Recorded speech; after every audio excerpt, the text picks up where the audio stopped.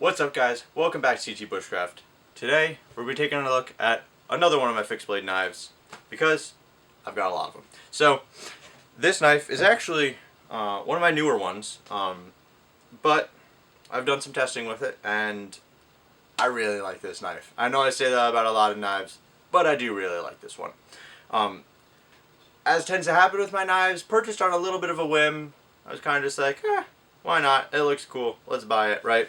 So I had no idea that this knife existed, was not even looking at it, was kind of just stumbled upon it and decided to buy it.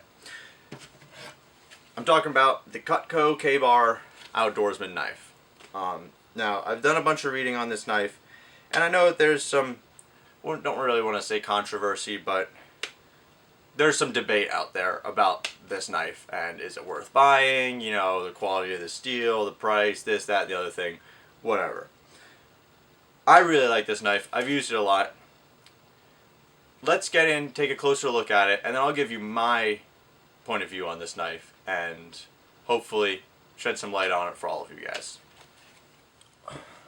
Alright, so no doubt a lot of you guys know the name CUTCO because they're pretty famous for making decent kitchen knives, right? No doubt most of you know the name K-Bar. They're one of those infamous knife brands.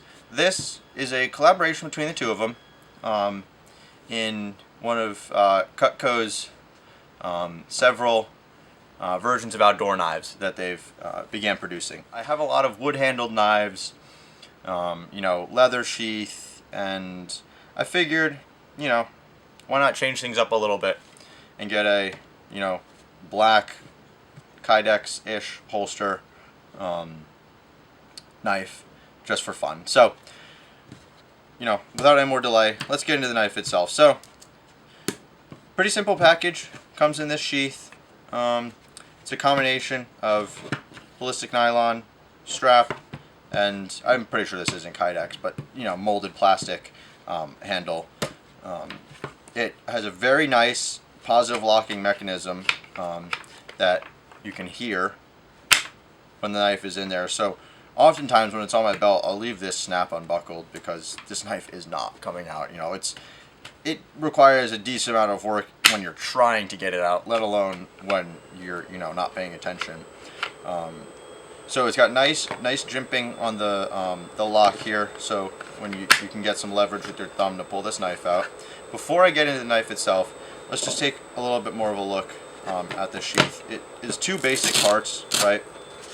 It's your actual sheath itself. You've got rivets, 4 on each side, a little cutout on the bottom, and then your 2 large cutouts here where this strap, your belt loop, goes through. The sheath will function completely fine on its own without the belt loop. So if you wanted to lash this to a backpack or some, you know, a Molly belt, if you've got that, or something else, you want to just use the sheath itself. I kind of like that they make it super easy to take that off. If you want a belt loop, you got it.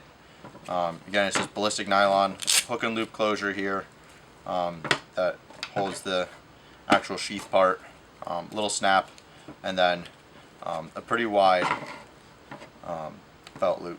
So that's the sheath. It's nothing special. It's got no sharpener or anything in it, but I kind of like that. It's very sleek. You notice it's there, and you can, you know, tuck it away in a backpack really nicely, really easily if you want to. So that's the sheath. Let's get into the knife, because honestly, let's be honest, that's why we're all here, right? This knife is a single piece of steel, full tank construction, end to end. Got a nice lanyard hole there, molded plastic handles with nice contouring. Not really a Coke bottle shape, but, you know, nice grip for your palm there. And it's also got it on this axis as well. So you've got a little bit of a swell there for your palm. It's held by 3 rivets that go through to each side. This is made in the USA, and it is a it's a black powder coated blade. It's a little bit of a drop point, you can see there, and you know, if you compare it to some of CUTCO's other knives, it really does look a little bit like a kitchen knife. If you want to compare it to another knife in the outdoor world, you could. The closest relative is probably the like a Becker BK2, something like that. One of those large knives, you know. Granted, this is a lot more expensive than one of those, and that's a whole other thing I'll get into later. This knife is a convex, tapered convex edge on it. This knife is scary sharp. It really is. From the moment you get out of the box, and I have not touched this blade up at all, and I've taken this on 3, 4, something like that trips over the last month, and it is still shaving sharp. And I just in fact tested it right before this video just for kicks. It is still shaving sharp. It will, you know, take the hair right off your arm. It is maintained an edge so well, considering you know, that it's not some kind of high carbon, really high carbon steel. The back, you might be able to see there, I've tried. It does not work super well for striking fire steels. It's not ground to a perfect right edge, so it's not really meant for that. The package of this knife includes 2 green, like fluorescent green handle scales that you can remove, that you can put on and remove the black ones, but I do like the black ones on here, so I didn't put the green ones on. The handle scales are not glued onto the blade, hence why you can remove them and put the green ones on. However, with the 3 rivets, these are really held on here really nicely. So it's a pretty big knife. Let me grab the ruler here, and just for kicks, we'll just see how long it is. Yeah, it's about 11 inches long end to end, so it's a pretty big, beefy knife. It is very heavy, fairly thick blade. I would say probably 4 millimeters thick, and the blade itself is much longer than the handle, so it's a very front-heavy knife. It's very good for chopping because of that. I have found myself using this knife a lot for, you know, chopping small branches, you know, limbing small trees when I'm out in the woods, but it also works great for batoning. You can use the tip for splitting wood, all kinds of stuff. But still, you can use it for, you can, you know, get right up along the bottom of the blade here and do pretty good curls and fine work with it. So that's kind of it for the features of the knife. This is what I like in a knife. It's very simple. You know, there's not much to talk about on it. It's pretty cut and dried, pun intended. So let's zoom back out, and I'll kind of give you my take on the value of this knife overall. Alright, so some of that reading I mentioned earlier.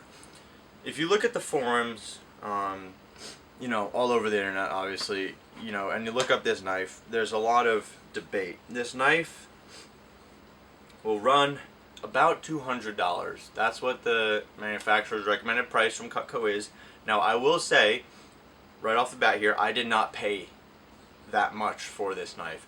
And I don't think I would have paid that much for this knife.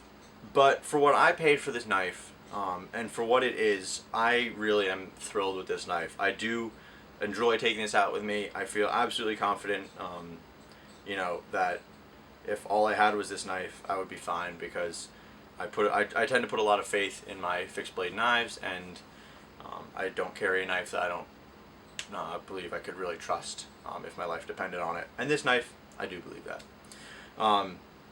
So despite all the debate out there,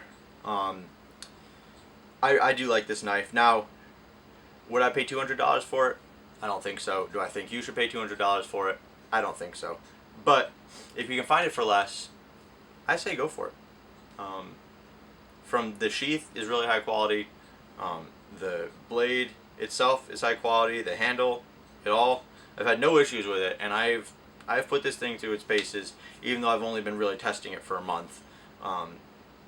So my verdict is I would recommend it. I think it's worth a shot if you want a knife that's, again, not wooden handled, you know, just something different. I would recommend it. Hopefully, if you are interested in it, you can find it for a reasonable price out there somewhere. That'll be it for this episode. I'll see you on another episode where we'll take a look at another fixed blade knife. Until next time, stay safe out there, folks.